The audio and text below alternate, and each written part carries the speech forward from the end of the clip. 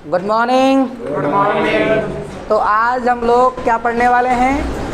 एक एमयू के समतुल्य ऊर्जा परिकलित करना।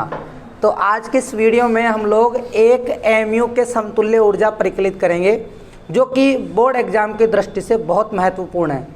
तो आप लोग जो ऑनलाइन देख रहे हो वो भी इसको अच्छे से समझना और ये बच्चे भी अच्छे से समझेंगे। तो अब हम हट जाते हैं और आप लोगों को एक एएमयू के समतुल्य ऊर्जा का मान परिकलित करवाते हैं। तो सभी तैयार हैं? ठीक है, तो चलते हैं। तो एक एएमयू, देखिए, एक एएमयू के समतुल्य ऊर्जा परिकलित करनी है। तो हम पढ़ चुके हैं कि जो एक एएमयू होता है ये द्रव्यमान का सबसे छोटा मात्रक होता है। जानते हो ये द्रव्यमान का क्या होता है? सबसे छोटा मात्रक। अब एक एएमयू में कितने किलोग्राम होते हैं? तो एक एएमयू के अंदर 1.67 गुणा 10 की घात -27 किलोग्राम होते हैं।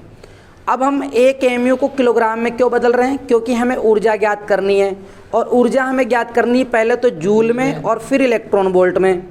तो हमें जूल में ज्ञात करने के लिए हमें इस द्रव्यमान को किलोग्राम में बदलना होगा। किस में बदलना होगा? किलोग्राम में। तो किलोग्राम में बदलेंगे तो हम ये जानते हैं कि जो द्रव्यमान होता है, जैसे मान लीजिए m द्रव्यमान, तो m द्रव्यमान के समतुल्य जो ऊर्जा होती है वो mc² के बराबर होती है। और ये mc² के बराबर होती है, आइंस्टीन ने अपने द्रव्यमान ऊर्जा संबंध से बताया था। तो आइंस्टीन का द्रव्यमान ऊर्जा संबंध जो होता है वो E बराबर mc² होता है। हमें m पता लग गया, और c प्रकाश का वेग होता ही है 3 गुणा 10 की घात 8। तो सबसे पहले आपको यही करना है कि हम जानते हैं कि एक एएमयू बराबर इतने किलोग्राम होते हैं। फिर आइंस्टीन का द्रव्यमान ऊर्जा संबंध E बराबर mc², तो आप ये लिखेंगे। फिर उसके बाद में आप क्या करेंगे? नेक्स्ट स्टेप में आपने लिखा m किलोग्राम में लिख दिया, 1.67 गुणा 10 की घात -27 किलोग्राम में। ठीक है। c मतलब यहाँ पे है प्रकाश का वेग, तो प्रकाश का वेग 3 गुणा 10 की घात 8, और c के ऊपर वर्ग हो रहा है तो आपने क्या कर दिया? इसके ऊपर वर्ग कर दिया। और वेग का मात्रक मीटर बटा सेकंड होता है, तो इसका वर्ग करेंगे तो ये मीटर² बटा सेकंड² हो जाएगा। तो इस तरीके से एनर्जी हमने किलोग्राम मीटर² बटा सेकंड² में निकाल ली है। इन दोनों का जब अपन मल्टीप्लाई करते हैं और इसका वर्ग करके इसको हल करते हैं, तो आपको ये मान याद ही रख लेना है। आपको हल करने की ज़रूरत नहीं है, आप ये मान याद रख लो, क्योंकि यही मान आने वाला है। तो इसका जो मान आएगा वो आएगा 1.49 गुणा 10 की घात -10। 1.49 गुणा 10 की घात -10। और मात्रक जो चल रहा है वो यही मात्रक यहाँ पे लिखेंगे अपन, किलोग्राम गुणा मीटर² बटा सेकंड²। ठीक है। और हम जानते हैं चूँकि जो ये किलोग्राम मीटर² बटा सेकंड² जो होता है ये जूल के बराबर होता है। तो हम क्या करेंगे? इसकी जगह क्या लिख देंगे? जूल लिख देंगे। इसकी जगह जूल लिख देंगे, और ये मान आ जाएगा एनर्जी का 1.49 गुणा 10 की घात -10 जूल। तो एनर्जी का जो मान आया है, यानी एक एएमयू के समतुल्य जो ऊर्जा आई है जूल के अंदर, वो आई है 1.49 गुणा 10 की घात -10 जूल।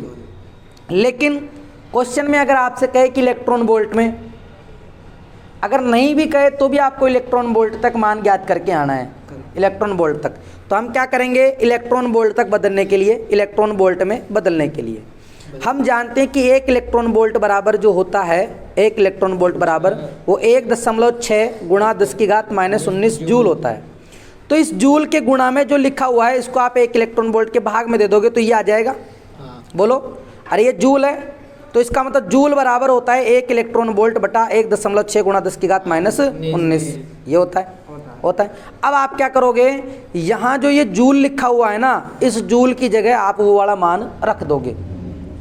ठीक है। तो हम क्या करते हैं, ये जो जूल लिखा हुआ था उसकी जगह अपन ने वो वाला मान उठा के रख दिया। यहाँ पे रख दिया। 1 का गुणा इससे करेंगे तो यही मान आएगा, और इलेक्ट्रॉन वोल्ट आ गया यहाँ पे। जूल किस में कन्वर्ट हो गया? Electron volt. और इलेक्ट्रॉन वोल्ट में तो 1.6 गुणा 10 की घात -19 का भाग लग गया। अब आप जब इसमें इसका भाग लगाओगे ना, तो आंसर जो आएगा वो आएगा 931 गुणा 10 की घात 6, और ये इलेक्ट्रॉन वोल्ट में आ गया। तो इसका मतलब एनर्जी का जो मान है वो इलेक्ट्रॉन वोल्ट में कितना आया? 931 गुणा 10 की घात 6। 931 गुणा 10 की घात 6 इलेक्ट्रॉन वोल्ट आया। ठीक है। अब हम ये भी जानते हैं कि जो ये 10 की घात 6 लिखा हुआ है, क्या जो ये 10 की घात 6 लिखा हुआ है इसको अपन 1 मिलियन बोलते हैं। क्या बोलते हैं, 1 मिलियन बोलते हैं। तो अपन क्या करेंगे, 10⁻6 की जगह m लिख देंगे और ये इलेक्ट्रॉन वोल्ट। तो एनर्जी जो हो जाएगी वो 931 मिलियन इलेक्ट्रॉन वोल्ट हो जाएगी। कितनी हो जाएगी, 931 मिलियन इलेक्ट्रॉन वोल्ट हो जाएगी। तो हमारा आंसर जो है यहाँ तक हो गया।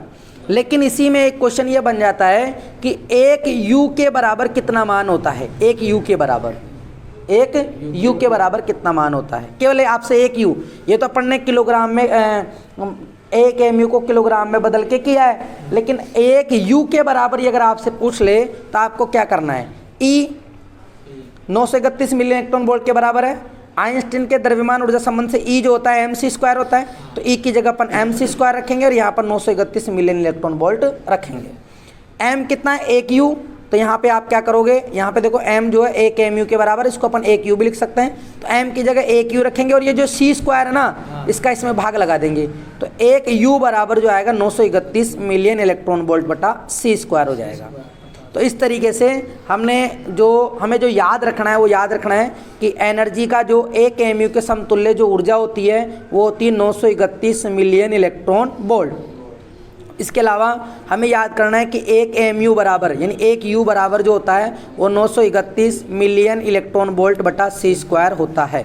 ये आपसे ऑब्जेक्टिव टाइप के प्रश्नों में पूछा जा सकता है। और अगर आपसे 2 नंबर में 1.5 नंबर में अगर पूछे कि एक समतुल्य की ऊर्जा ज्ञात कीजिए, तो आपको इस तरीके से जवाब लिख के आना है जैसे मैंने आपको बता रखा है। इस तरीके से आपको ये पूरा करके आना है। और यहाँ से देखिए एक प्रश्न आपको ये भी याद कर लेना है कि 1 इलेक्ट्रॉन वोल्ट बराबर कितने जूल होते हैं। यहाँ से भी ऑब्जेक्टिव टाइप का प्रश्न बनता है। और जूल को इलेक्ट्रॉन वोल्ट में कन्वर्ट करने के लिए अपन क्या करते हैं, 1.6 × 10⁻⁻19 का भाग लगाते हैं। तो यहाँ से भी आपका एक प्रश्न जो है क्लियर हो जाना चाहिए। और एक छोटा सा प्रश्न आपका यहाँ से भी क्लियर हो जाना चाहिए कि 1 mu बराबर कितने किलोग्राम होते हैं। यानी एक ही प्रश्न में बहुत सारे प्रश्न तैयार हो रहे हैं आप लोगों के। आपको बस सही सटीक तरीके से स्टडी करनी है, पढ़ाई करनी है, जो आप जिसे अपन स्मार्ट स्टडी कहते हैं। तो आप ये नहीं कि आप यही क्वेश्चन रट रहे हो, इसी क्वेश्चन के अंदर आपको 4-5 क्वेश्चन मिल रहे हैं, उसका भी जवाब आपको पता रखना है। तो 1 mu बराबर ये होता ही है। आइंस्टीन का द्रव्यमान ऊर्जा संबंधी होता ही है। छोटे प्रश्न कितने बन गए इसी में। तो इस तरीके से आप पढ़ाई करोगे तो आपके एग्जाम में अच्छे नंबर आएंगे। तो हमने आज जो है 1 mu के समतुल्य ऊर्जा का मान परिकलित कर लिया है। इससे पहले हमने परमाणु द्रव्यमान मात्रक किसे कहते हैं वो पढ़ा, वो भी बहुत इंपॉर्टेंट है। तो इस चैनल पे जो भी इसे देख रहा है उसको वीडियो अच्छा लगा है तो उसे लाइक करना, और जिसने चैनल को सब्सक्राइब नहीं किया है वो सब्सक्राइब करे। Thank you. जय हिंद, जय भारत।